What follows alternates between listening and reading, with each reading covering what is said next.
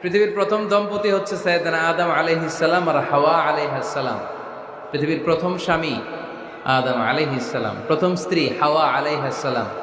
ওয়াকুলনা ইয়া আদম উসকুন আনতা ওয়া যাওজুকাল জান্নাহ।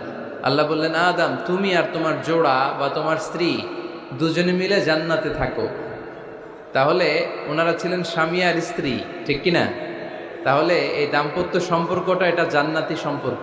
কি সম্পর্ক? উত্তর দিতে হবে। দৌলতপুরের ভাইরা রাগ করছেন আমার সাথে? শীত লাগতেছে? উত্তর দেওয়া যাবে আওয়াজ করে?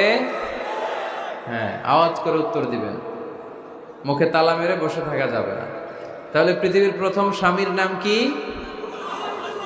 আদম আলাইহিস সালাম। পৃথিবীর প্রথম স্ত্রী হাওয়া আলাইহাস সালাম। এই দাম্পত্য সম্পর্কটা বড় মধুর, বড় গভীর, বড্ড ভালোবাসা।